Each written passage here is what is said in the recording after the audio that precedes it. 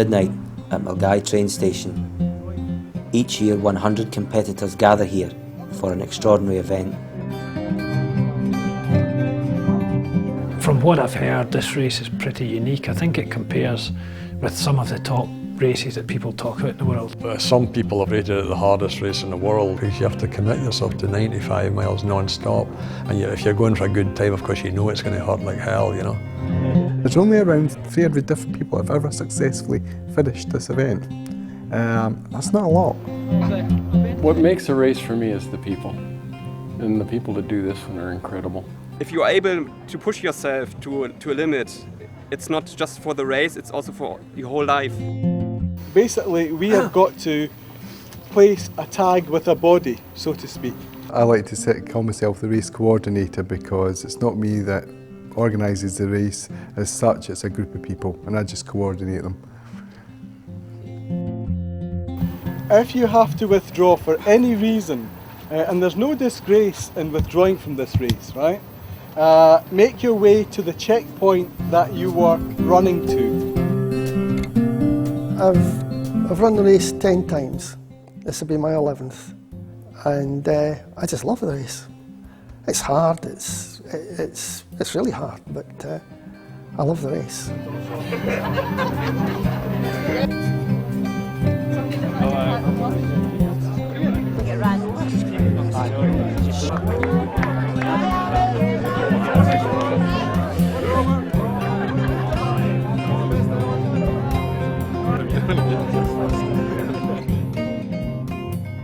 My name is BEATTIE. I'm 39 years old and I'm a chartered accountant, finance director for a legal firm in Edinburgh.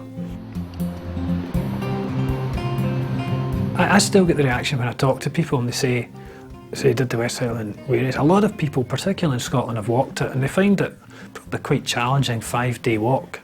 And when you say to people, even who are reasonably fit, you say, I did it in, I say, what did you do, in 21 hours? They just think that's impossible. I think it's just out with the realms of what's reasonable, and that was very much what I thought at first as well. I thought this isn't an achievable target.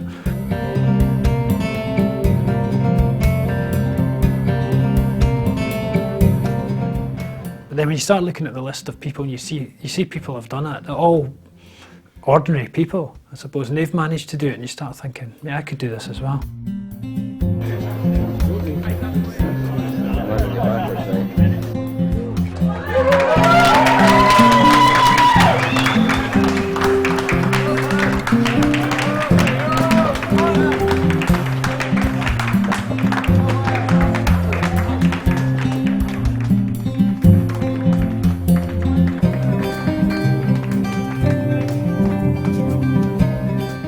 Really just blind terror is all I can describe on the start line.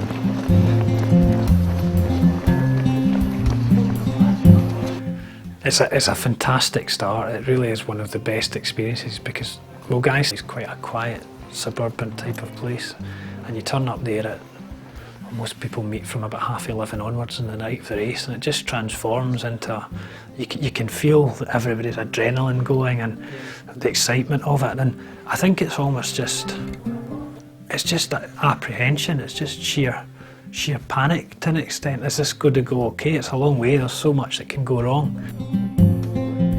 The runners leave MILNGAVIE at 1 AM. They now have a maximum of 35 hours to complete the 95-mile route.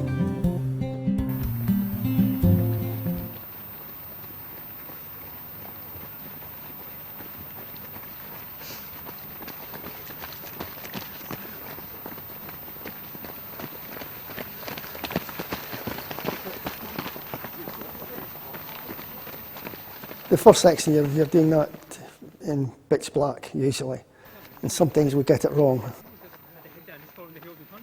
When I did the race in 2001, the first 35 runners missed one of the signposts and ended up about a mile to the west of where we should have been, and we ended up having to come back across a river. This was at 2 in the morning, back across a river trying to find the West Highland Way path. It was just, it's not what you want when you've got a 95-mile run ahead. At the beginning of the race, everybody's chatting away from nerves, of course. So you're all chatting away in the darkness, going up the first sort of mile or so in the dark underneath it. Sometimes bumping into trees unless you've got head torches, you know. So it's all very upbeat at the start. Everybody thinks it's just wonderful, you know. And it is wonderful because it's a nice feeling. You get this ahead of you and you're looking forward to it.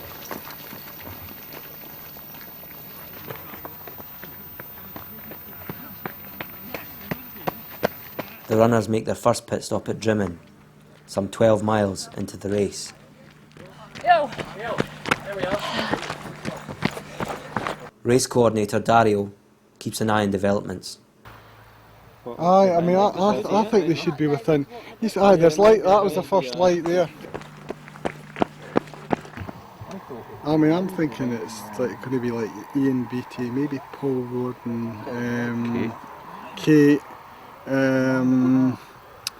Carol Price possibly, you know, so there's these folk that I mean I would say have got possibilities.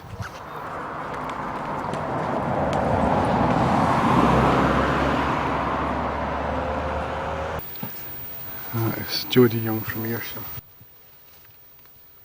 Right, Jodie.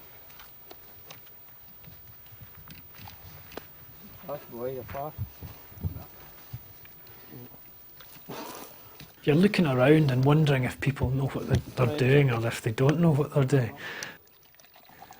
Because the guy who can be in the lead after 10 miles might end up taking 33 hours if he doesn't know what he's doing. So I think most people are just kind of keeping an eye on folk, seeing like, I'm in the right place, have I gone off too fast, too slow? I already noticed that Jodie was taking on a lot of water. The humidity is causing the body to overheat, and I hope runners are aware of that and try and take plenty of moisture on. Sometimes because there's not any sun shining brightly, they don't realise that they're dehydrating. But hopefully the backup teams will do their job and keep them hydrated. Be careful, Jodie, okay? Speed's not important, especially at the start. The group runners arrive in Drimmen 8 minutes after the leader.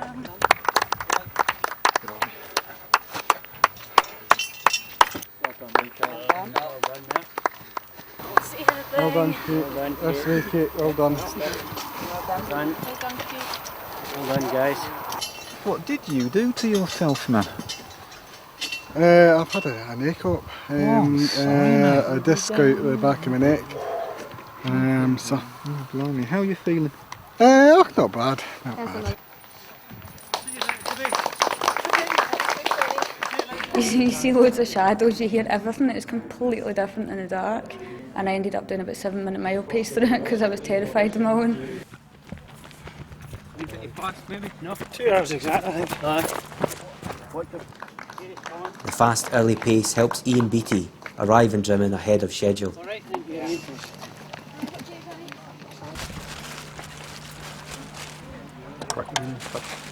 1:59:30. Touch fast, but what the hell? Just watch your speed because a lot of them are moving awful fast today. I do. I think The front first runners. too fast. I'd like to think I could, I was tempting fate by saying it, but I'd like to think I could get down to much closer to 20 hours with a fair wind, and I'm not entirely sure how I'm going to do that, what I'm going to do differently, but that's part of the target to bring my time down a bit. Okay, I'm away. Right, just take it easy now. Okay. Just It's a race. Of course it is. It's a race. See you later.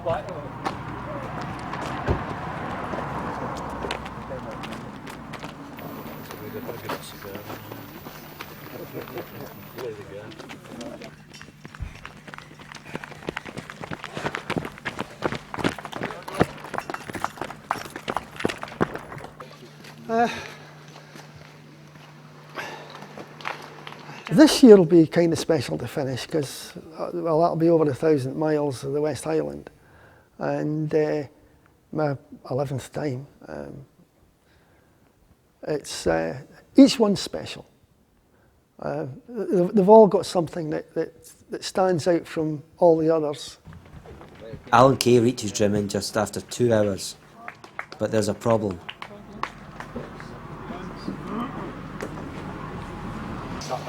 Well, twisted my knee. It's gradually getting worse, but it's not, it's not unbearable yet. Right, okay. I'll just see what it's like when I get down to my car. Okay. Okay, right, Al. See you later. At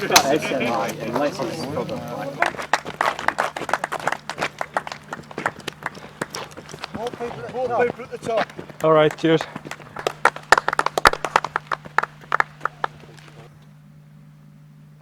Susan Gray arrives at Drimmen. Excellent spot. How you doing? I'm all right, actually. This is Susan's first attempt at the West Highland Way race.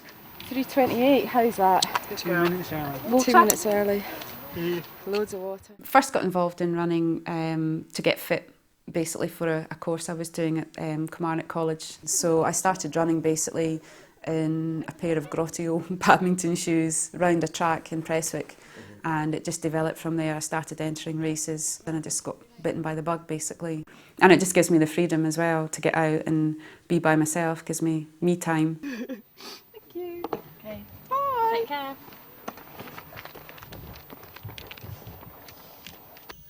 Well done. Well done.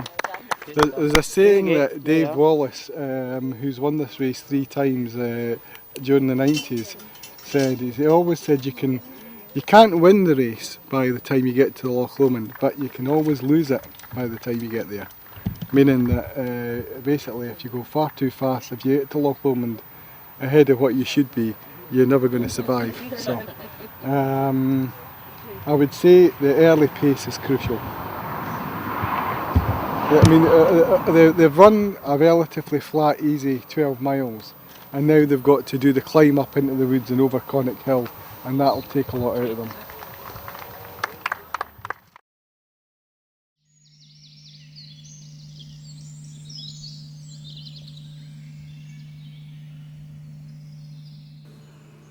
At the 20-mile mark, runners reach Balmaha after a sharp climb and descent over Connacht Hill.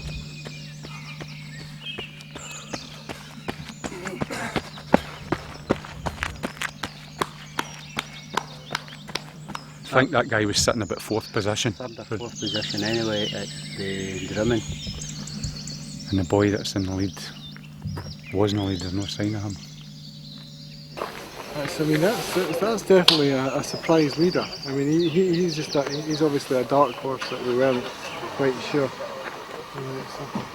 So you might find that he's suited better to the hills up here. But that's a fast section he's put in, George. If I make him for 4th, jeez, oh.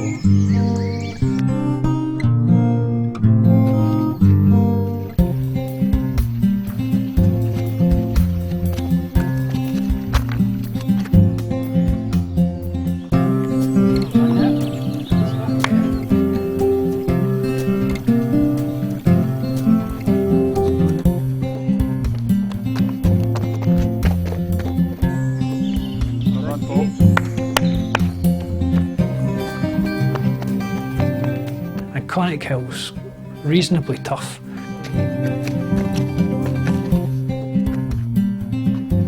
It's tough going up, but it's even tougher coming down. You come down a very steep couple of miles into Balmaha.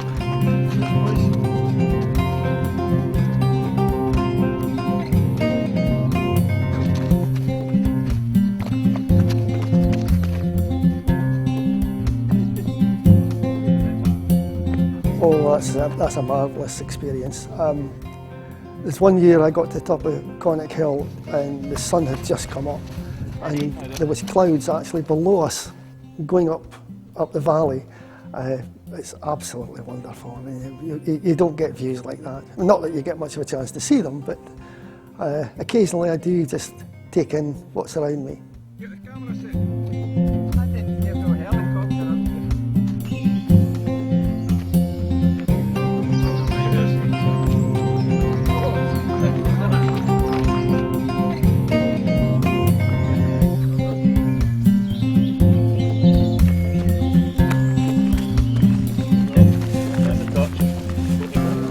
do a lot of ultra distance running on the road and run for Scotland, and a lot of people have done it, and it starts from where I stay, so I always wanted to try it, so I said I'd do it before I was 30, so this was it, big year. What do you want? What is that?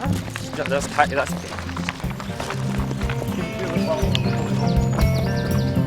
And every time I've done it, I get to Balmaha, you think, at this stage I've covered 20 miles, I've got 75 miles still to go, and my legs are sore. Sorry? 5. Are you going straight through? No, but my car's away down there, so... Yeah, they will do it. And you're thinking, if you didn't know that you could get through that, you'd be tempted to panic and think, I shouldn't be this sore as early in a race. But actually, you come and go, you have good bits and you have bad bits, and actually quite often the good bits are in the later stages of the race, and the bad bits are early on. Your body's almost telling you not to run too quickly in the early stages in case you blow it. And you can literally, 20 miles into a race, be wanting to leave, wanting to crawl off the course and go home, and 30 miles into that same race be flying. So we call it bonking, where your blood sugar starts crashing and you didn't get enough food in, or the food that you got in hasn't kicked in yet. Susan Gray, a lecturer from Napier University, is running the West Highland Way race in memory of her father who died last year. I've always fancied giving this a go, this West Highland Way, because it is like one of the most ultimate extreme things you can do. And I think since my dad died last year, I've been channeling everything into this, and it's been my way of dealing with my emotions and my grief. I think I've not really been that emotional about the whole experience, because I think everything has just been channeled into my running instead. My only concern is like what will happen after the West Highland Way, you know, whether there'll be anything. I think you've got to be pretty determined, focused. But I think the other thing that I've felt it has become almost equally important. There's a lot of planning goes into it. It's getting the planning with your backup team. It is a team event. I wouldn't underestimate for a minute the importance of the backup to this whole thing, and they've got such a key part to play in it, in getting you there and in being encouraging and in giving you the food at the right time. Right. It is raining right enough. Right, thanks so much.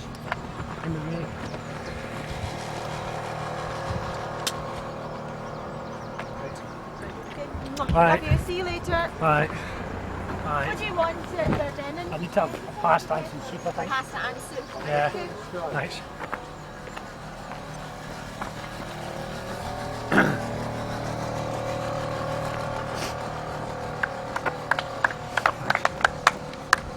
He was 3:45 going away for here last year. He's 3:34. That's his time going away. Goodness sake. But he's got a time in mind, George. I know. He's high beat. He's trying to beat. Okay. And he's feeling good, so. Right, I mean, yes. Considering he's had what? 4 hours sleep. I mean, that's the only thing fair, I guess.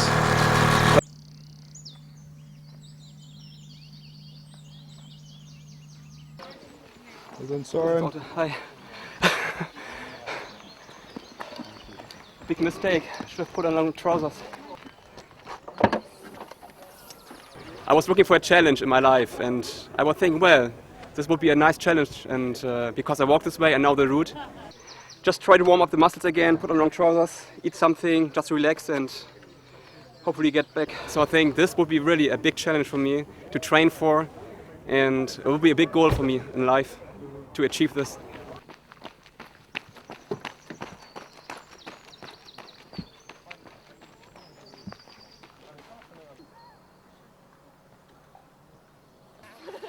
Do you know, it's really weird because I just feel like I'm so last because there's nobody around. I've ran every single section of the West Highland Way in training at, you know, the various stages, to refresh my mind of what it's all about. The long runs really started in January.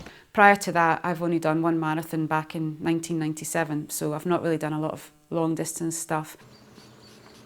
The longest Susan has ever run prior to the race is 46 miles, less than half the distance of the West Highland Way. Can I have one that I can get the lid off? You can. I know now I can cover 46 miles, and that took me just short of 13 hours, so I know I can go for that length of time. After that, it's no man's land. I've no idea how I'm going to get on. It's basically pushing myself further than I've ever had to push myself in the past before, both physically and mentally. But to be honest, I haven't put those training runs together with the West Highland Way race when I'm going to be doing it for real this time. See you later. Bye.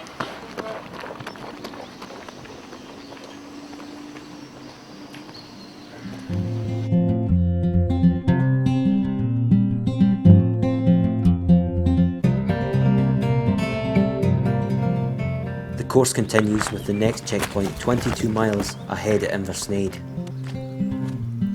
There's a brief stop off at Rowerdennan to refuel.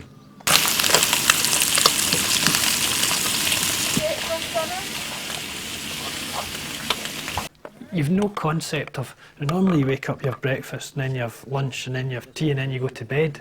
There's no concept of that at all. You just eat when you're hungry. And you start in the dark, you inevitably finish in the dark, and you just run through the whole day. That's one of the things that I just find so odd. It just kind of blows your mind a wee bit. Thank you for this bit.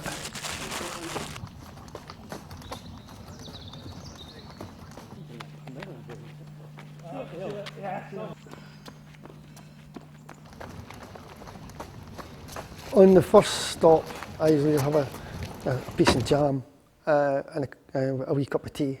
And on the second stop, I have 2 sausages on a piece. Some people couldn't run after that, but I can. I'm one of these people. I can eat and run. Right.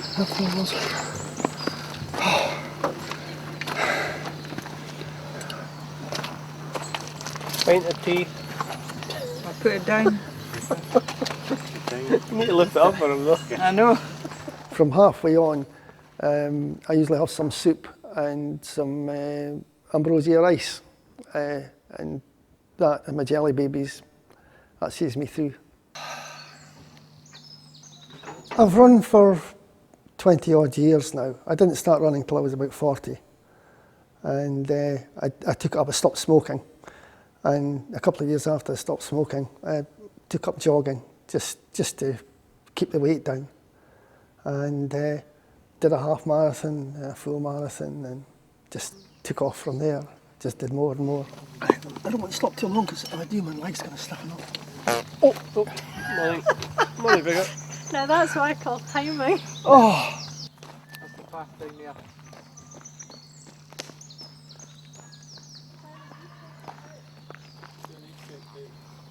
I don't think you could do it without one.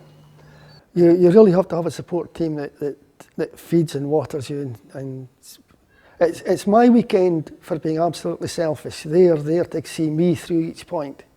I don't have to worry about what they're doing or where they are. I know where they are. They're getting things ready for me. Injury problems forced Soren to withdraw from the race.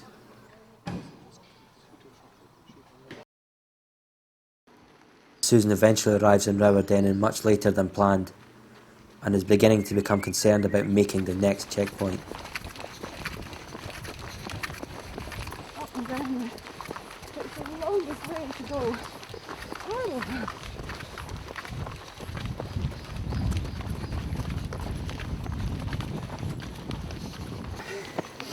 Get some water and then just go. I just want to get to Inversnaid and then I can relax a little bit. Did you get a big one at the back there, please, Robert? How long have I got to? I've got 9 hours. 9 hours to get to Inversnaid. Which is 10 o'clock, so that's 2 hours. I should be all right, but I just don't want to hang around here because that took me longer than I thought because I was feeling really crap. I hate that section. Every time I turn the corner, it's like, oh, for fuck's sake. I felt really, really sick. Did you? Yeah, I think it was that juice. I'm not going to have any more of that. Okay. Might just take one of them, yeah.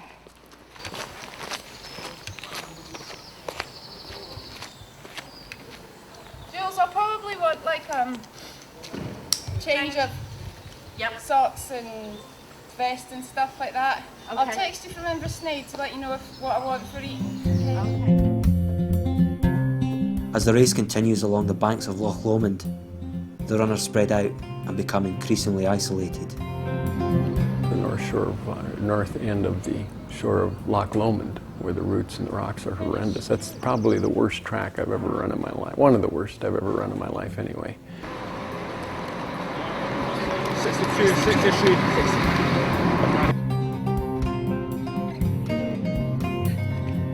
See you later. Many runners find this section one of the toughest. And then gradually as time goes on, you're getting tired and you're getting more spread out, so there's less people to talk to, and maybe there's nobody to talk to for long periods of time because you're not running with anybody.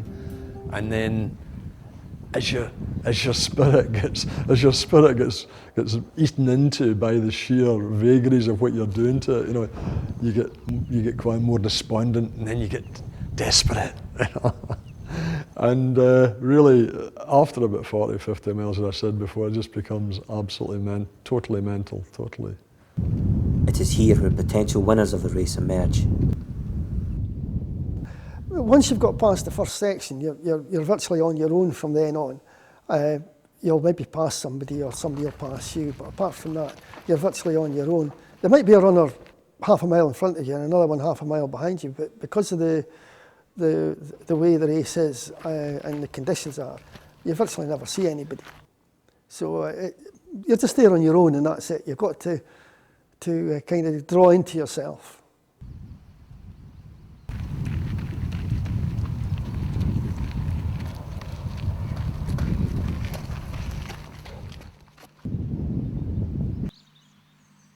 I find in a funny sort of way, every year I've done it, I've found that the section up Loch Lomond to Benglass Farm, particularly from Inversnaid, is a long, tough section. That's probably the hardest bit of the whole course. There's trees you have to clamber up and down, rocks are quite slippy. And it's also, because of the way the roads go, you don't see your backup team from Rowerdennan to the top of Loch Lomond, so it's a long time to be out there on your own.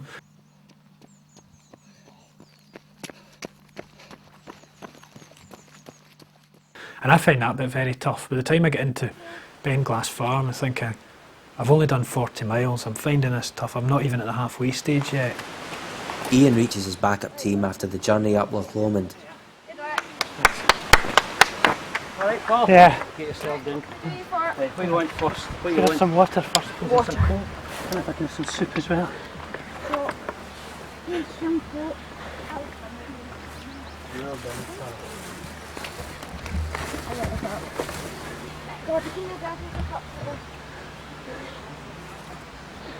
Oh. Right, that's Thanks, it. How's the water in the thing we're here just now? Okay, aye? No, just about empty. Oh, that was just horrendous. No, but see the bit going into Inversnaid, which is normally quite easy. I was falling asleep on my feet. And I thought, I can't do this today. And I said to George, I just walked away. I got through Inversnaid and started to feel better again. So just a tough section, right enough. Don't worry. Adrian's always said you get 3 goes, 3 times that your body tells you to chuck it. And that's it. Said you don't listen to them. Right, so many times it chucked you, just once. Just once. I think it's mostly down to mental toughness and the psychological side. I think that's one of the things that people who haven't run the distance wouldn't believe. I don't think I'll be pulling back. I'll just work away. I'll just keep. What do you want for the road? Don't forget, we'll go up the road. I don't think I need anything. Just my water, and I'll see you in. We'll see you up there. Get that done you first. I'll see you in 50 minutes. Aye. Just get that done. I know. We'll see you up at the cottages, or the crossover, the road. But actually, in a funny sort of, I would find it more difficult now to run a sub 3 hour marathon, I think, than a sub 23 hour West Highland Way race, because the marathon you've got to get it all right. You don't get any chances of anything going wrong. You have to have a pace for the whole way. The West Highland Way is fantastic, but there's sections where if you get tired, well, you can walk for a couple of minutes and give your body a bit of a break, and you can stop at your backup and get a drink and then get going again. So it's just an ongoing endurance event that a lot of people I mean, obviously there is a huge element of fitness to be able to put your body through that, but I think as long as you've done the training and as long as you're used to being out there for 7, 8, 9 hours, you can push yourself to that level. Time just becomes how long it takes to get from A to B.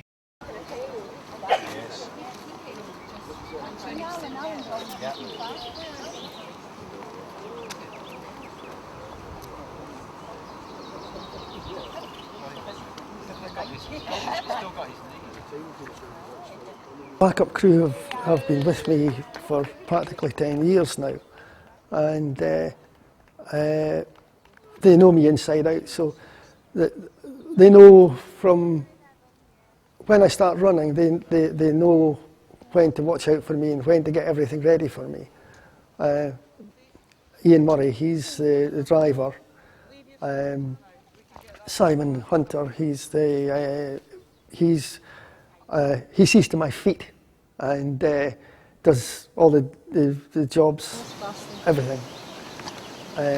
Anne Christie, she is the cook now, because she used to be a runner, but she's got arthritis now, so she can't run.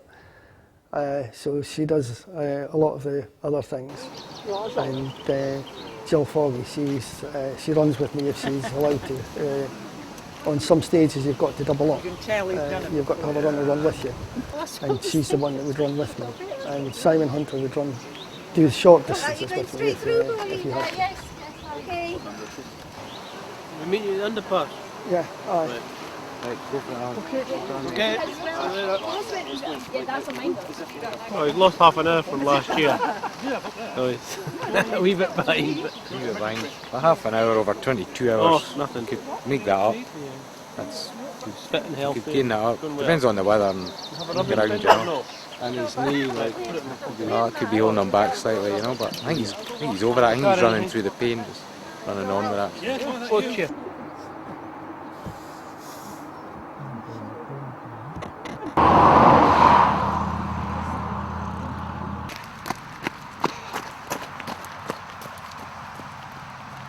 Oh, everything. I've fallen 2 or 3 times and hurt my knees. I've had the muscles tighten up coming off Conic Hill.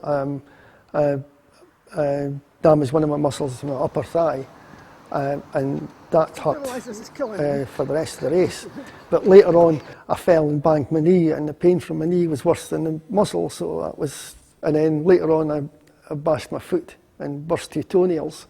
So that was even sorer, so it takes the pain away from the other bits. Meanwhile, Dario has been informed of a possible violation of the race rules.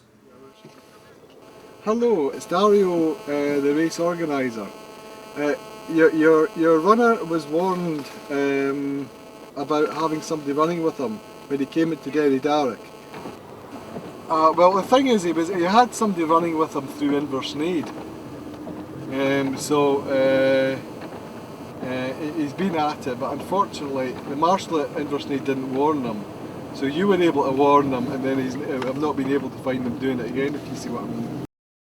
Dario confronts the support team. Right? There's no point in taking part in it if you're not up to it. As soon as we were told, we're backed off. We've not been anywhere near him since. Well, it's just that I was told by several people that you were still with him going out to Derry Darrick. No, I ran away from him then, because I had passed Adrian Stott. Adrian will tell you that. That's okay, I've just got to react to what I'm told, right? Apologise if it was not intentional. But no, I appreciate you coming up to see me. This one goes out to the one I've left behind. My 2 support drivers are my brother and my dad's partner, and it's just as hard for them, if not harder, because they don't know what's going on when I'm out on the route. They'll only meet me at certain points and they've no idea what's happening in between. And they've got to stay awake for as long as I'm awake as well. So, you know, there's a lot of people have invested a lot into this.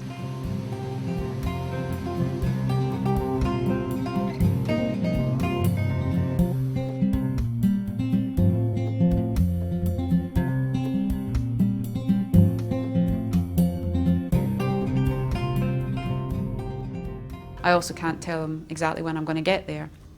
Obviously, I don't know, but I have given them a timing sheet of my estimated times of getting to each checkpoint, and they'll be there. I was absolutely delighted when she asked me to come on the support team with her. So it was fantastic, actually. It's the way she's worked to achieve a fitness level has been phenomenal, quite honestly. Trying to text you for about 2.5 miles. I haven't had a network No, neither have I. forever. You know, Got to sit down and have a wee sleep. Go down under a tree, haven't you? But I've adopted the old man shuffle run now. Have you? Running like a 90-year-old. Well, I'm shuffling like a 90-year-old, not even running anymore. Having never done it before, I don't know what I'm going to want at each checkpoint.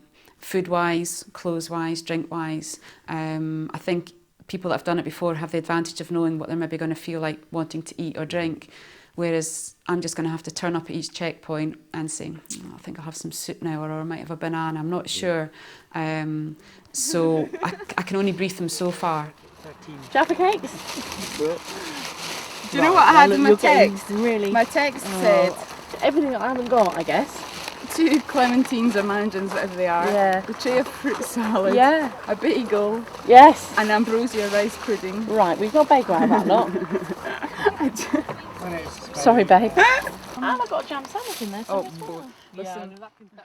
we started talking about it last October. I think she had it in her mind before to do it last year, but of course then when her father died she said she wanted to do it in his memory. So it just, I think it was just the focus that she needed to actually ensure that she got all the preparation completely right. So yeah, whilst there is that element of it, but I think it has just spurred her on, quite honestly. I guess in the back of my mind there's always been that influence that, you know, my dad was a runner and that was the sport I was going to do.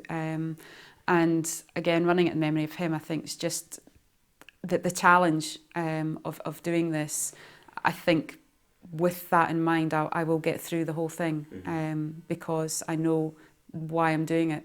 I'm doing it in his memory, which will just give me the impetus to keep going. And I was talking to him when he was in hospital saying I'm going to do the West Highland Way. I hadn't said then it was for him because obviously, you know, he was still alive then.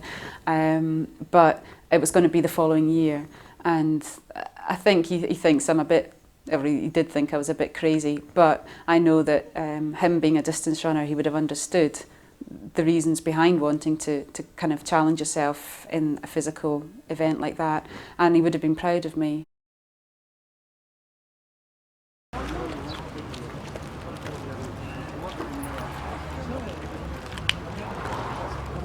George, is there a blister there? Where? Yeah. Can I see for you? Sorry. Where is it?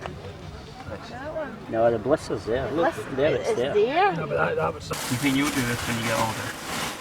Probably not. Why not? Because it's long and I'll get bitten by the ridges. You can tell, I'm never going near his feet. There's no true sucking in this house.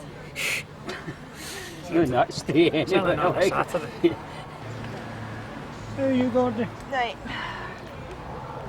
Rough area. Yeah. Here. Oh, come on. I'm getting better. You're getting better, aye. Remember, you used to be rubbish at that sort of thing. At the same place where? There? Yeah. Running repairs. How you doing, Ian? Oh, been better. Been better, been better. Has it been pretty humid, aye? Tough. Oh, it's been really tough today. Really tough. I'm sort of struggling a wee bit, I think. I struggled. I had a really bad patch just before Inversnaid, and I was tired and I was kind of falling asleep, and I just struggled. But I managed to get myself back together and back into it. So yeah, it's been an adventure this year. Yeah, it's just hanging on now to see. You're having sick again, No, well, just a few things. It's good. So keeping food down is a problem, It's honey, is lovely. that what you're telling me? The soup's lovely. Second time around. You would ask that question. Disgusting. Just to get some food down and then see you go. There. Just take my time. Might see you later on up the route. Nah, maybe tomorrow by the time. Coherent. No, you'll be fine. As Ian leaves Tyndrum, Paddy Jamil has broken away, reaching the 72-mile mark in 13 hours.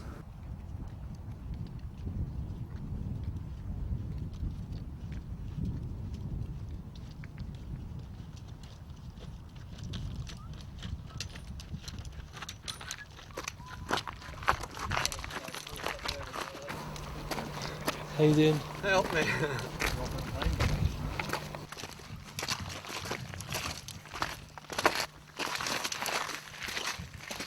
The human body is amazing.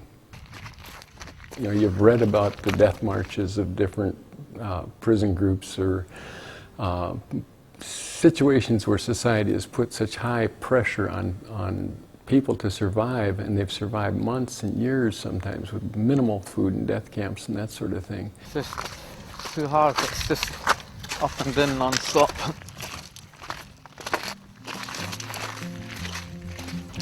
My feet are just, my ankles are all twisted. And you wonder what it is about the human spirit that can create that scenario for that survival thing to happen. And running 100 is a really good experiment with, you know, what the human is capable of. We're pretty amazing.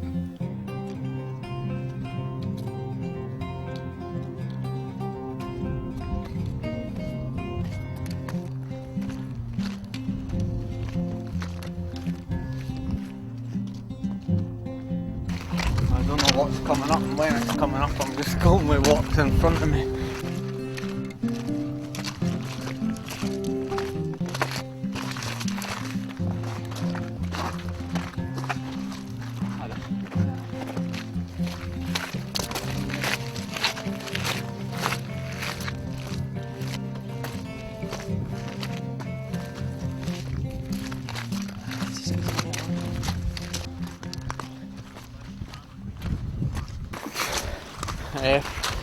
Going along the loch was just broke me to bits. I think it's only because I've been eating properly that I've managed to keep going. Because I've been just as tired for the last 40 miles. But my body's still working. I don't know if I'm going to be able to run this. Made it to the top at least. How are you feeling at this point? Alright, I'm just glad I'm at the top and I'm going to walk a wee bit and then run as far as I can. Sure. Alright, take care.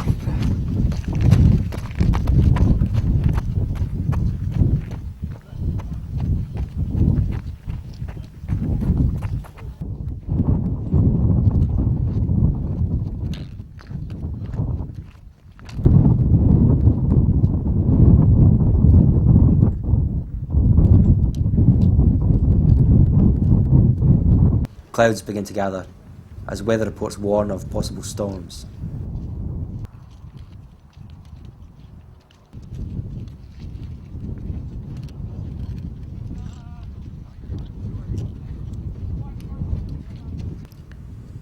The chasing group are half an hour behind the leader. Pretty tired. Yeah, I think my legs lost interest in running about an hour ago. So I think I might end up. It's just 20 miles too long, I think. I've done some of the long rounds, like the Bob Graham round, and yeah, it's. I think it's harder because there's more running, so you tax the running muscles in your legs a lot more. So I find it pretty hard. So I'm just looking forward to getting back now.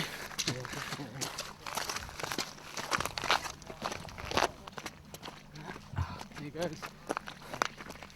Thanks, Carl. Good luck.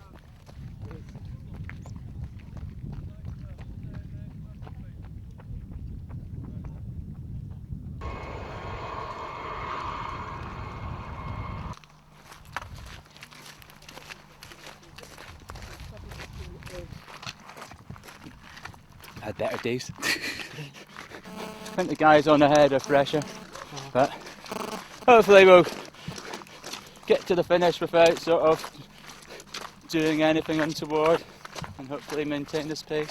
Have you done this course before? long time ago. 2000. Went over on my, well, damaged my knee and had to walk from King's House in. It's a long walk. The toughest part is you're here and it counts for nothing unless you get those extra couple of miles.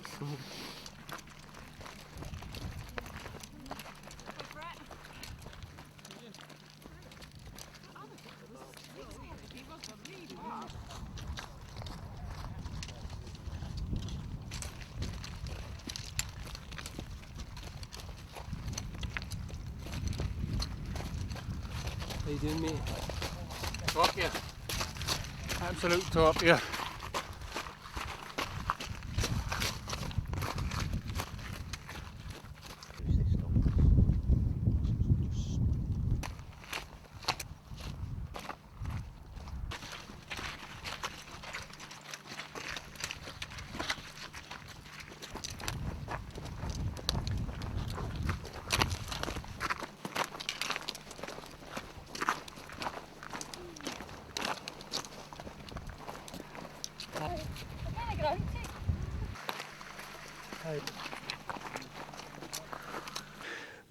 But it's just having a willpower not to give up and to keep going. And part of that's the psychology of it, that if the year I dropped out, we just had a baby, my wife was at home, there was always a pressure on me to turn around and go back the way. Whereas ever since then, my wife and George have backed up, the children are there, they're always in front, so there's more of a psychological goal to run forward to them. And that's made a big difference for me. I think it's, if you know there's a bit of reluctance from your family to do it and they're a bit against it and they're not there, it would make it very hard when the going gets tough.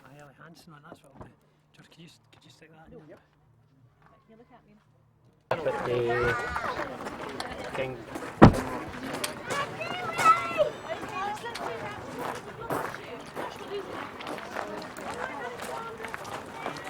My support team have been great and they're so patient, but sometimes just completely unreasonable. There's a section you go over Ranachmoor from about 60 miles to 72, and the pace I'm usually running, we've got the Caledonian Challenge walkers coming the other way there, so there's thousands of walkers and you're tired, and some get out the way and others don't. They're just, all you can see ahead in this path is walkers, some on their mobile phones. So by the time I get to King's House, the steam's coming out my ears. And of course you're not in a mood for the backup team. One of the times George came up to meet me and he said, how you doing, Ian? And I said, oh, shattered, exhausted. These walkers in the way, and just completely unreasonable. And he said to me, are you going to keep going? We manage it. And of course I turned to him, don't be so stupid, of course I'm going to keep going, I've come this far. And this is the guy who's given up full weekend to help me out, and you're tired and you just go with it. King's House is probably the worst for that. I always find that's where I'm at my lowest point.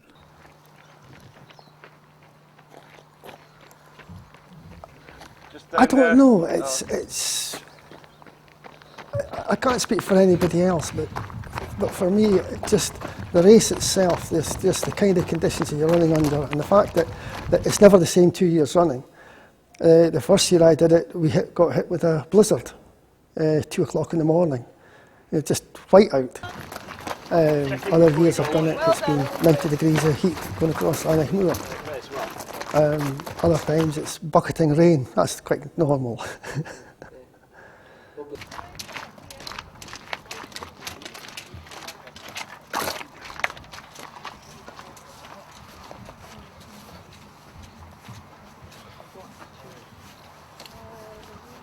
Sit. Come back. Hi Alan, how you doing? Oh, my legs have gone. Your legs have gone? Oh. Solved that problem then. We can go home and get an early night. You don't think so? We're not doing any more water then, that's fine.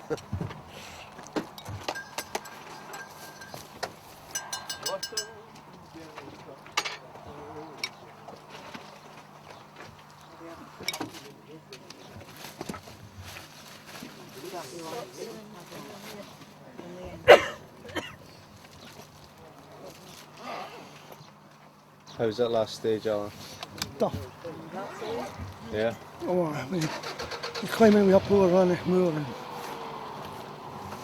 it's wide open. And a lot of it is rough. Simon, what did you do with the battling? So What did you do with you're climbing all the time until you get to within about 3 miles here. And then you've got quite a steep decline coming back in. So neither of the two of them are much good. No. Nearly there though. You're getting there. Oh,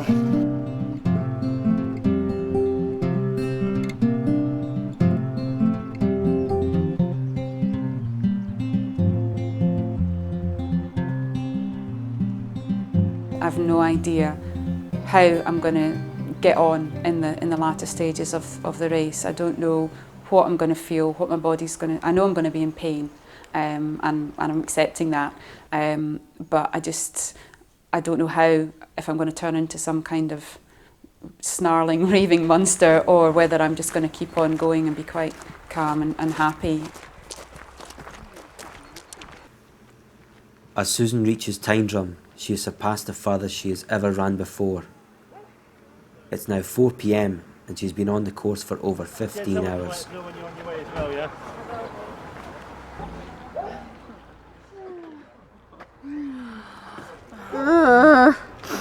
52 miles.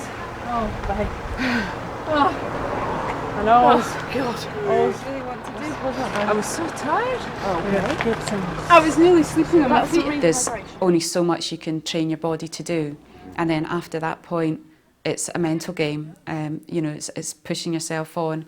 The things that will keep me going are, I'm going to have a picture of my dad with me and a t-shirt printed with his face on it and stuff, just so that if I put my head down and think I can't go on, and I can see that and think, no, just keep going, push yourself on.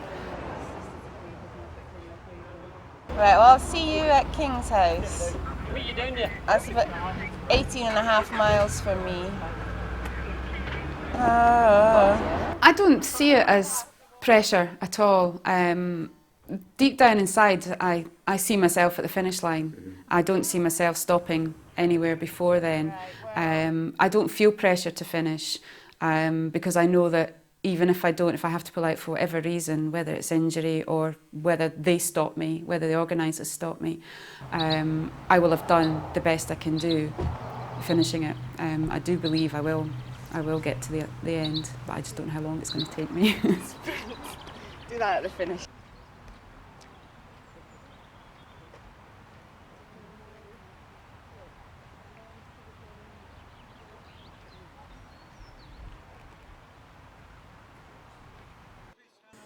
Paddy reaches Kinlochleven. There is 15 miles to go, but his lead is shrinking. You're getting there. You've still got a fair cushion, I think. Okay. Well, I'm wanting to just I believe he was doing interviews with Alan on the staircase. Quarter of a mile. Quarter of a mile.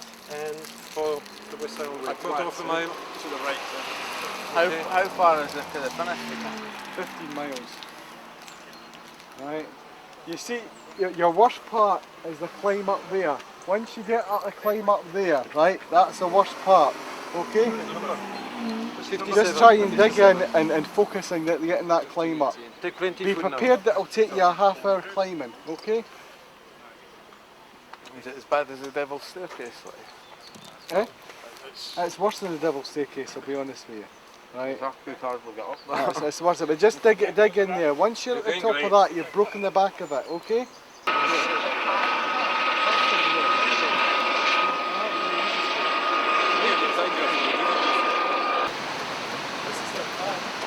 Hi Carl, how are you doing? You're Bruce, alright, excellent. So we're going to change the position. Get an idea, the leader left here about 15 minutes ago. Alright. Right, okay. And he's out in his feet. Not the only one. You want a beer? No, he's not wanting a beer, John. Bruce, anything that's on the top there, you have. Yeah. Socks. So 15. Dylan's really finished. Thirsty for a beer. Your chance to be a hero. Yeah.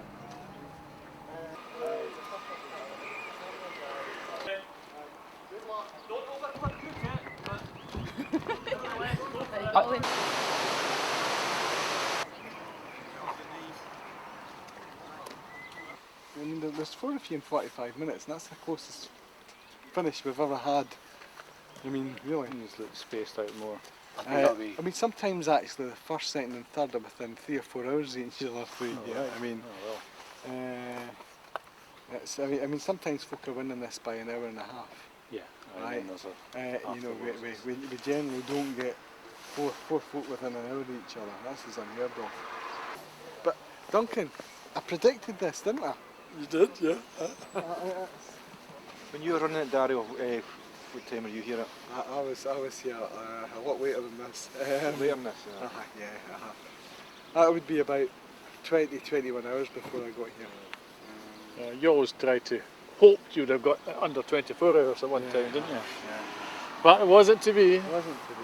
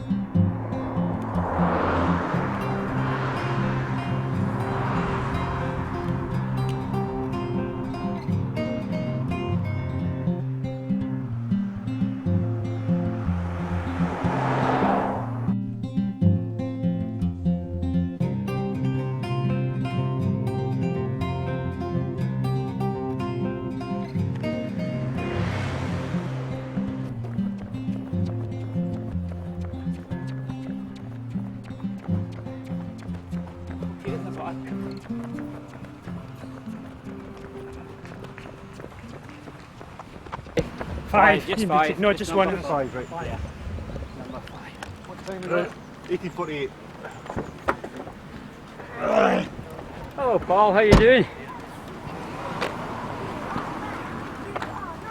We are mad. We are mad. Hi, honey, how you doing? Hang on. See? Gordon, get in the car, now.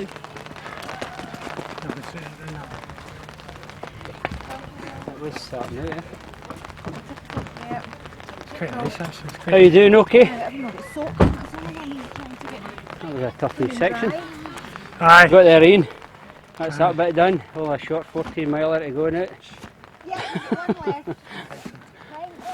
We'll get there though. I know. We'll get there.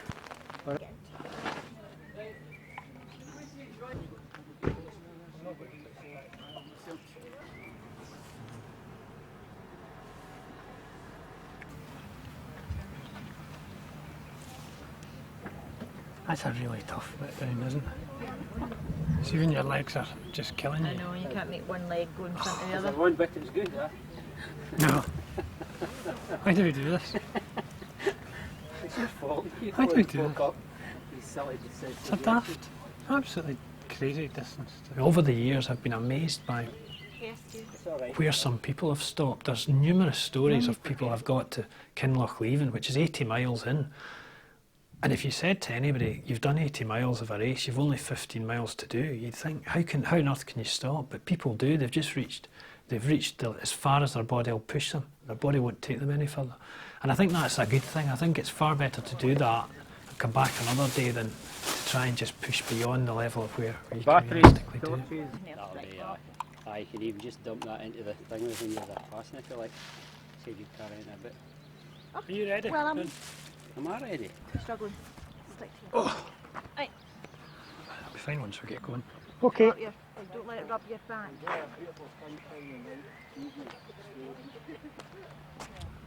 Ready? Okay, good luck. See you later.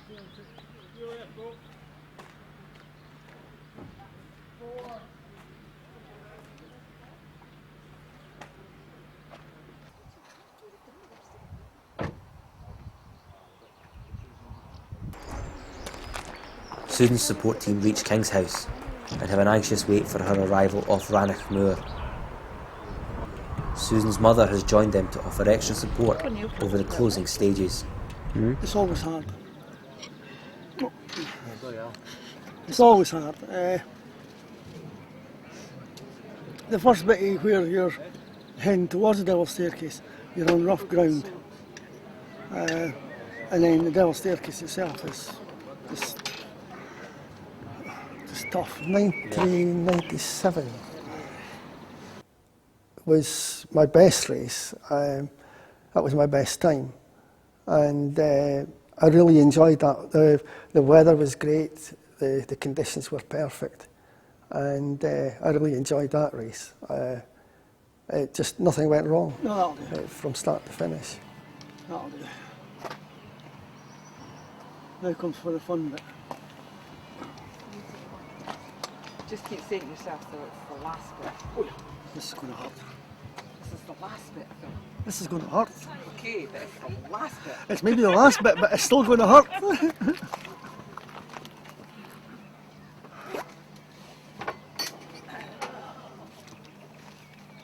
Right? Want a hand up?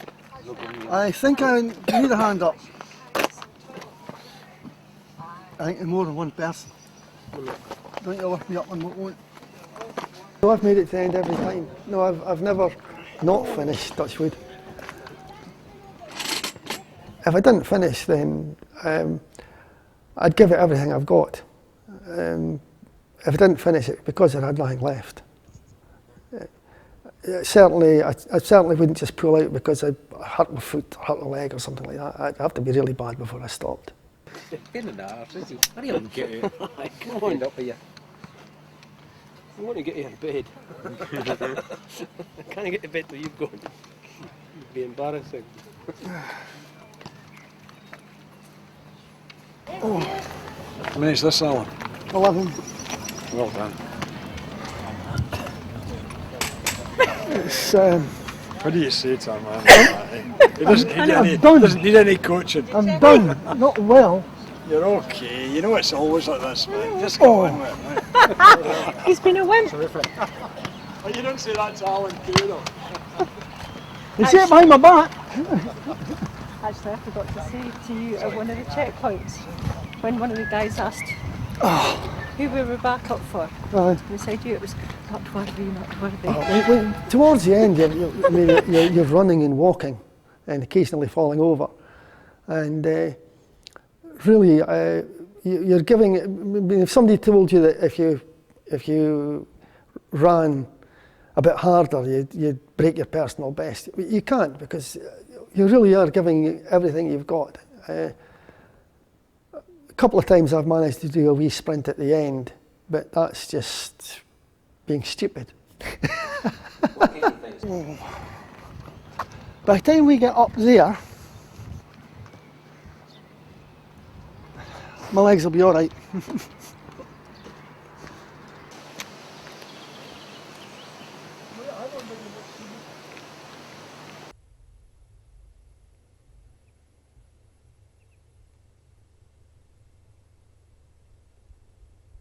You're just so tired, and that section is there's nothing at all except going up the Larag Moor, and you can probably see 4 miles ahead where you're trying to get to, but it just seems to take so long to get there.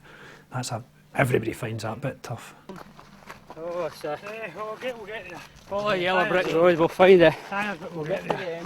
It's been very tough today. Yeah. I had a really bad patch just before Inversnaid, and I felt I was falling asleep. Yeah. And I thought I'm not going to make this today. And by the time I got beyond the checkpoint, I felt okay again, and it's been better since. But it's been tough. It's been a hard run.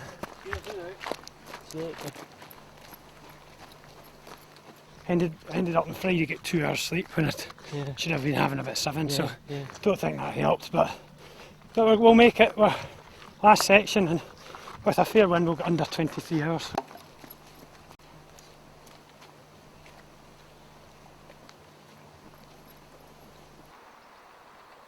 At Lundravah, there's an anxious wait for the leaders. So on that basis, about an hour and 40 to here, so he's going to be here approximately 15, 16, another half hour. Okay. Great.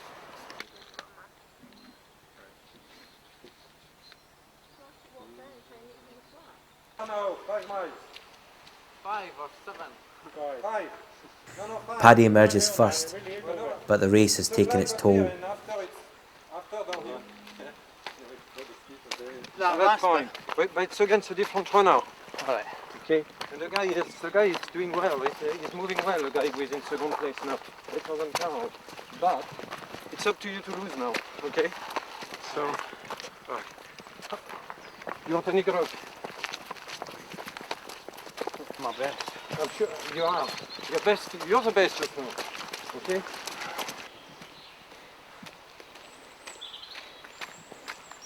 Sure, there's only 5. Yep.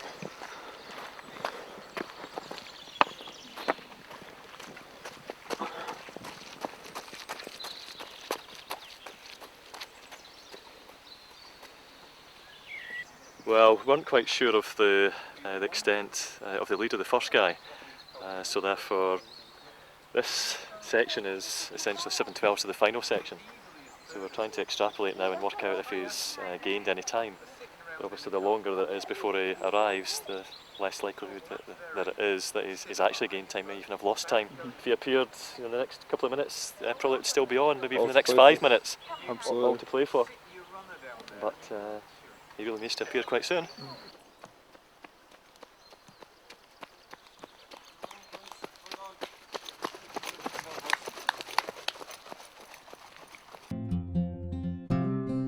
Bruce Hall unexpectedly takes the lead with 2 miles to finish. When did you pass Andy? Just after the forest.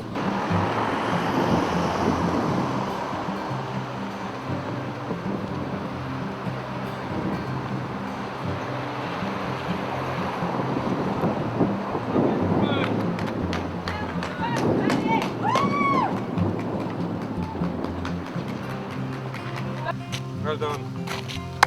Well done,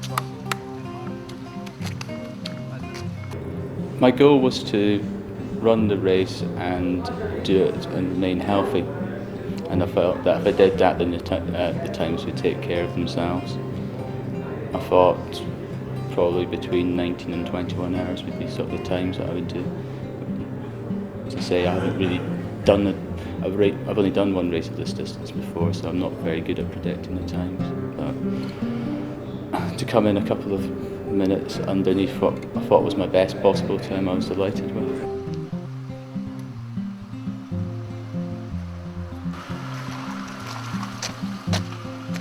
I said 5 years ago that I'd come back every 5 years. I managed it this year, so I fully intend to come back in 2010. I don't think my body can recover within a year for it.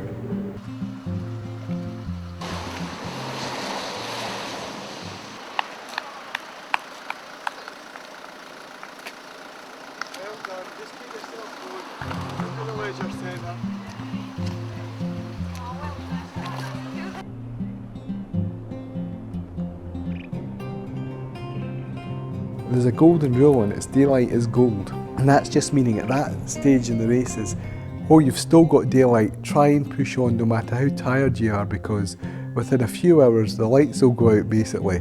And you know, if you need to rest, rest while it's dark.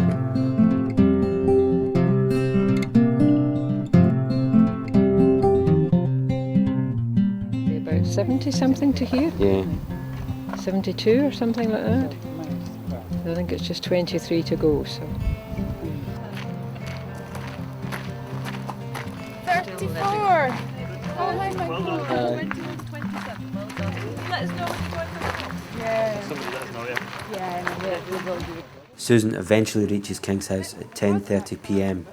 It's getting dark. I mean, the people who are out who are taking 30 hours, 33 hours, that's a long time to be out doing an event like that. Some ways it's easier doing it in the 22, 23 type stage, because at least you're only out for a day. I ate one satsuma, half a pot of rice pudding. I think she's found it harder than she thought it was going to be. You know. A hot day, of course, doesn't help. But, I think she'll be quite emotional when she finishes. It's funny because I try and think what I'm going to feel like at the finish line, to know, you know, the emotions. I'm not sure. It will mean everything to me if I do finish it, because it has been obviously this main goal, predominantly since October last year. You know, everything has been focused into this one event, but it'll be fantastic to say that I've actually covered, you know, the West Highland Way. It'll mean everything to me. She'll make it. She'll make it. She's very determined. She doesn't like to give up easily. No. And as you know, why she's doing it. Yeah. She'll do it. That's a long sleeve. Yeah. I'm hoping that there will be closure on one part of my life, and that's having to have dealt with my dad's illness and his death prematurely. He was only 64 when he died, and I hope that I can move on in a positive way after this, and therefore in one aspect it will be closure on a particularly upsetting and sad time of my life, and I can then look forward to move on. That's what I hope. Whether that actually happens or not, I don't know. I'm hoping that this will release something in me that I can then say, right, that's that, I've dealt with that now, let me move on to the next sort of challenge in my life. Possible 74 finishers.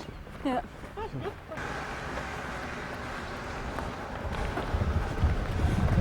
So how many finishes have you got so far? I think Debbie will be either the 9th or 10th. That's good. So yes, it's top 10 placing as well. That's brilliant. What's your temperature like? Are you cold? Cold, right. Well, when you get in, with a lot of people like this, because you're kind of been damp for so long, and the temperature has dropped. Right. You probably caught that in that rain as well. A wee bit, yeah. So get in and then back up if you can get her some dry clothes and just have a warm shower and just try and get your body temperature back up, right?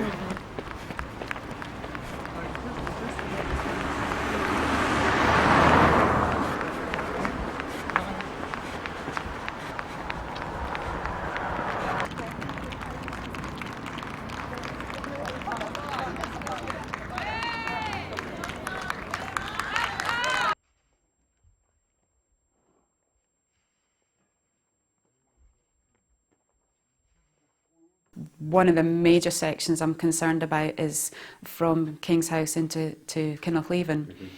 First you've got the Devil's Staircase, which isn't too bad. It's not as bad as it sounds. But going down the other side into KINLOCHLEVEN is relentless. It's just down all the way, and it seems like it goes on forever. It's maybe about 3 or 4 miles, but the constant pounding on your knees. And I think by the time I get there, having ran 70 odd miles, by the time I get to that section, it'll be all I can do, I think, to even just walk down there. I think that's the bit I'm dreading most. Once I get past that, then I know I'm into the home straight, as it were. Yeah. You know, once I get to KINLOCHLEVEN, I'll get it, I'll finish it, definitely. I think she's going to be walking the rest of the way anyway. I don't think she will do, unless maybe the last little 5 yards or something, she might manage to break into a trot. But that'll be about it.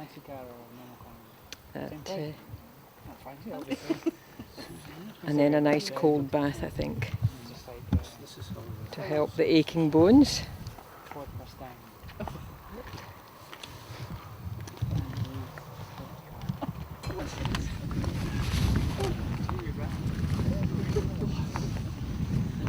Well then. Okay. Once more into the breach. 9 miles. Okay. 9 miles in however many millions of days. Until 34's away. 34 is gone. Bye. Oh, nice with it, nice with the light. Yeah, cool. Very fashionable. Yeah. You want to get one? Give me a flash if you like.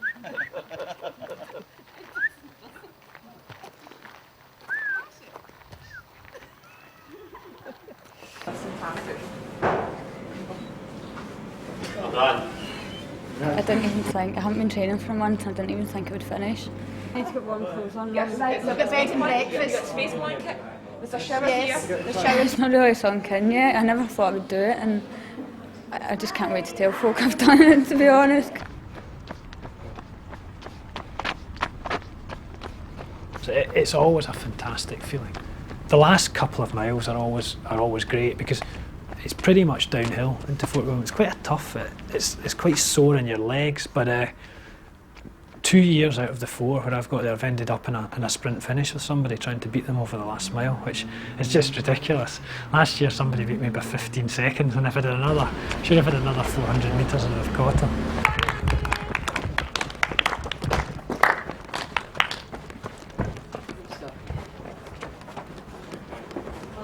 Well done.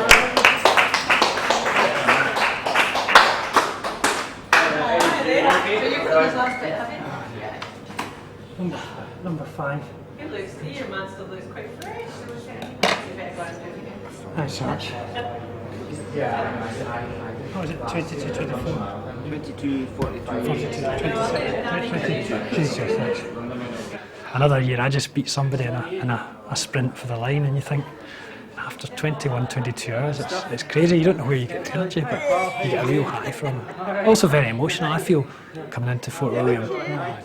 Very emotional, you feel the tears. You've done what you set out to achieve. 22:42. I'll check what position, Howard. What position did I finish up? What position did I finish up? 14.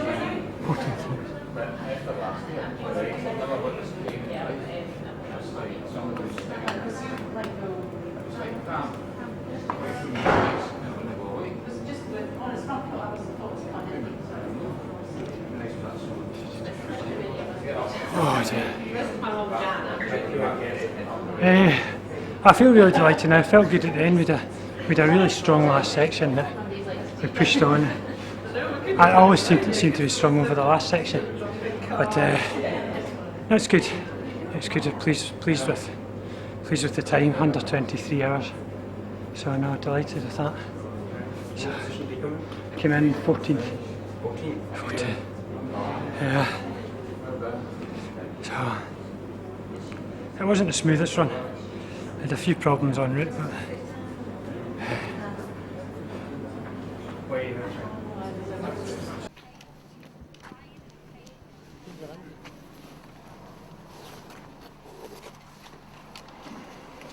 got an arm out? Yeah. I'll take your torch to you too.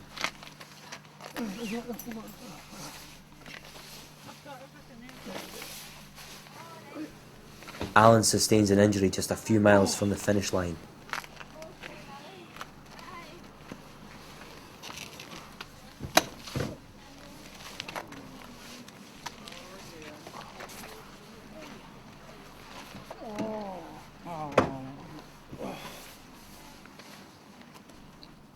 I didn't, we just went.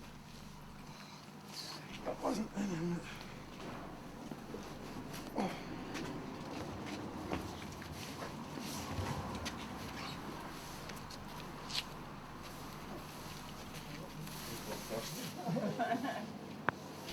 Well done, Allan. Well done. Thanks. Well done.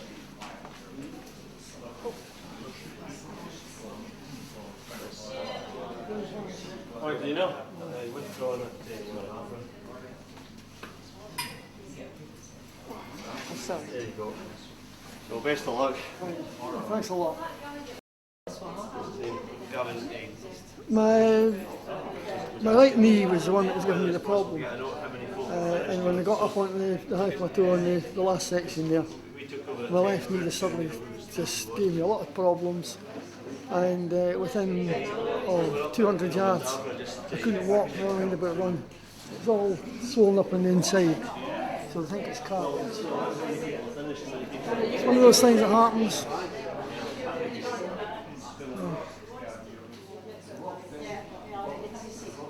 But, I'm kind of sick.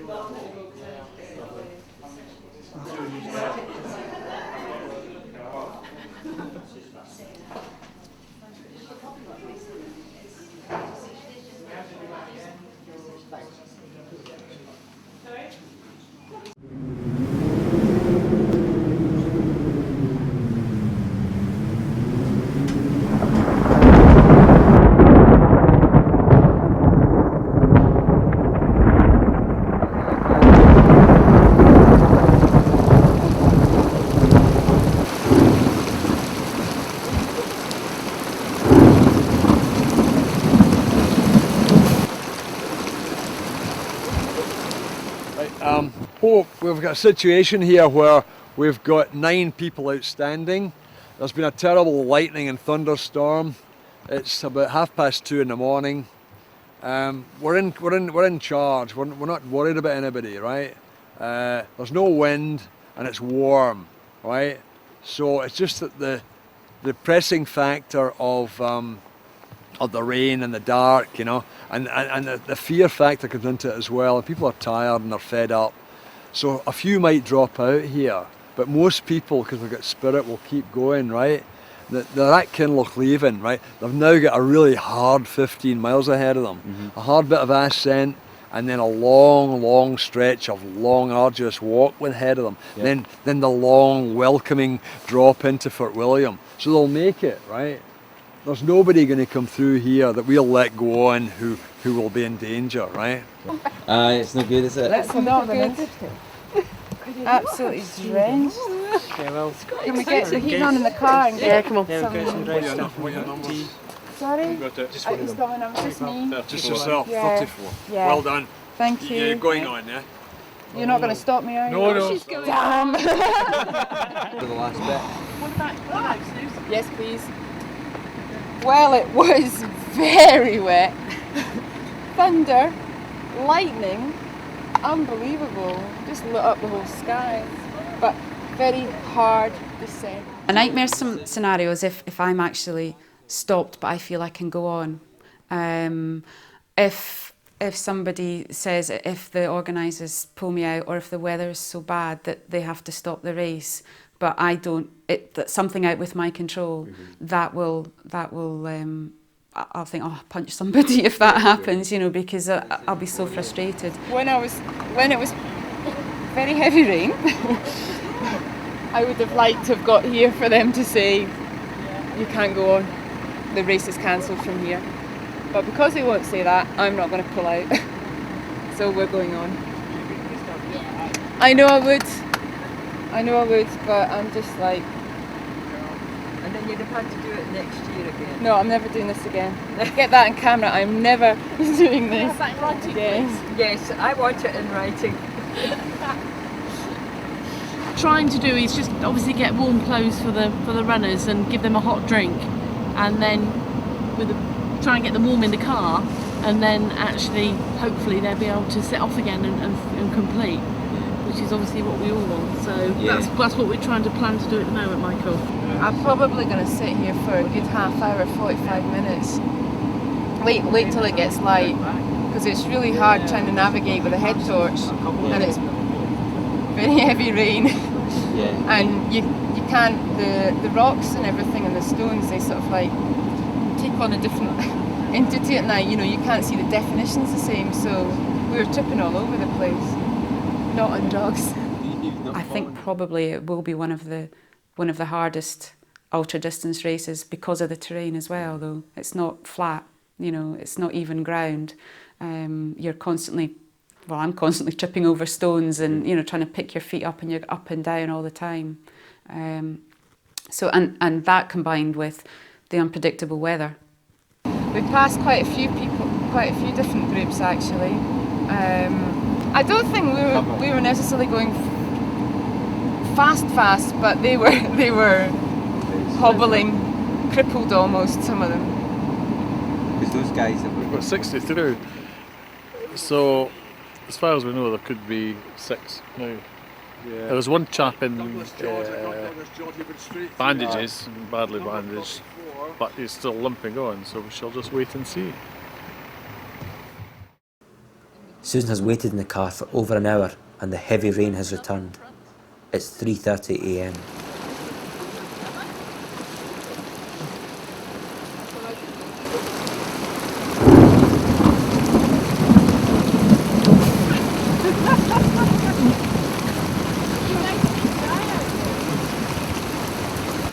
Did you hear that? What did he say? The race is finished. The race is now cancelled. It's just too severe up there. The rivers are now at 3 or 4 foot high and it's dangerous. Sorry, big disappointment. To us as well, I assure you. You know, we love organising this and helping you guys, but sorry. You can come up to Fort William and to the prize giving. There'll still be a prize given, but cut. Okay. I'm glad the decision's been made for me, but at the same time I didn't finish Well, it. it's just as well that you weren't away 5 minutes sooner.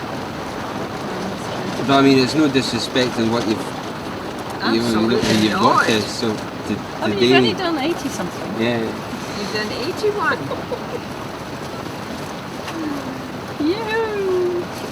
Can you believe it though? It's been absolutely perfect weather. I know, that's what we said. Could it not just have... All the way through, it's been absolutely come on ideal. for an hour or 2, 3 or 4.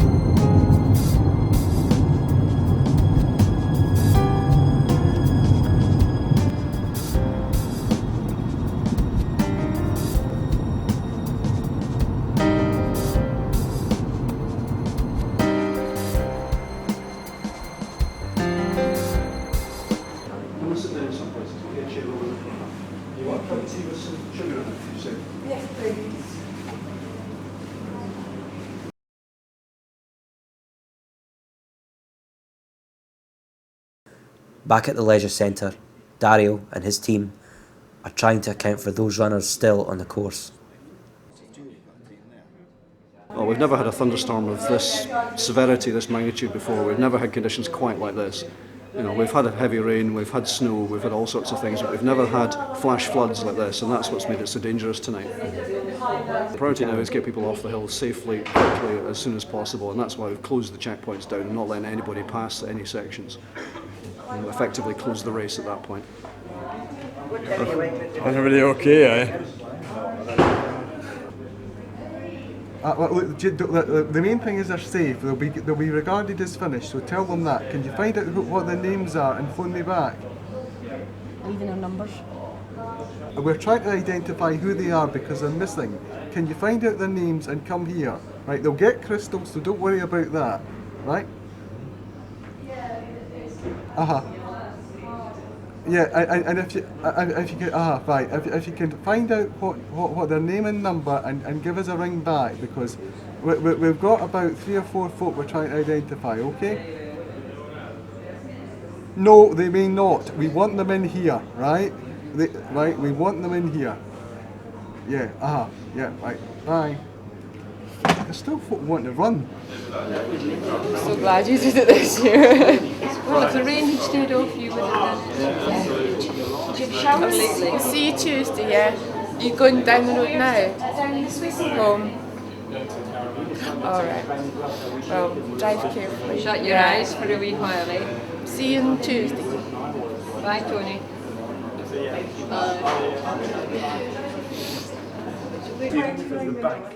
I'll be 50 this year, and this was my birthday present for this year. So in a way, you feel no. Will you come back next year? I have to consult the wife, and I suspect the answer would be no, especially when she finds out what happened. I'm a bit miffed because it's only one more stage to finish the race, you know. So 5 hours and I would have finished the race, but you know, safety comes first. So I'm quite happy with the result. Didn't finish, and part of me is extremely disappointed, you know, but the other part is relieved because if I'd been on the way up from KINLOCHLEVEN, which I could have been half an hour later, I would have had 10-12 miles to do in that weather. Yeah, absolutely, I'm fine, thank you. You're right, Darren. Did you guys get terrified of it? It might be a bit too Oh, I got a soaking in the last stage, getting up that hill. Thunder and lightning. There's two more guys just behind us that were on the hill coming down. Yeah. 59. I think I'll look back on it and say that was probably a bit more of an experience you would normally get from it. But, you know, well, next year I suspect I will not be allowed next year, unfortunately. You never know. You know, well. You know, they could end up the same. As runners return, some are not so happy the race was called off and come to question DARIO. Earlier on in the race, but when there's only 6 miles left to go, I would have thought if a case arises, then you should have a backup plan. Well, we look at what's happened in previous years, right? The reason why we shut the route at Llandavra is, after Llandavra, there's 3 miles of climbing up through woods. Yeah, but I don't understand why you couldn't use the road. Because we want people off. The race is stopped, right? There was no point. There was no point in finishing. Your time going along the road wouldn't have counted because it's not the route. There was no point in making you go along something that isn't the route. Now, does it? No, it doesn't count now, but it saves you the effort for doing it. And at the end of the day, you're regarded as finished. At that point in the race, we weren't bothered about it. Yes, but I'm bothered about your safety. Well, it's safe to go along the road. I tell you what, if you want to, you've got your tag off, right? You go back out to Llandavra and you walk in if you want, okay? No, we were told we couldn't do that. Right, that's okay. We were asked to do that. But it's okay, Mark. I mean, you're saying you're not going to do it again, but to be honest, with your attitude, I wouldn't allow you back in the race anyway. You know, I'm delighted that you're getting your crystal, and you'll always be regarded as having finished it, but it's a safety issue. Okay? I think he's going to get it. I think that's the last thing I know. But you would believe some folk that is not their last thing in their mind. I've actually had folk wanting to go along the motor road from Llandavra in here when they were told they couldn't go on the route. Saying, no, it's a safety issue, we want bodies here, right? I mean, it's incredible. Oh, actually, I can hear this, isn't it? Right, okay, thanks, Gus. No, at the moment.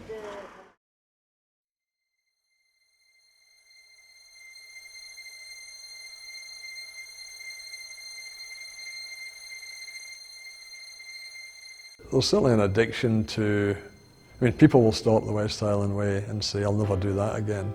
Half an hour later, they're already planning next year. It's quite extraordinary.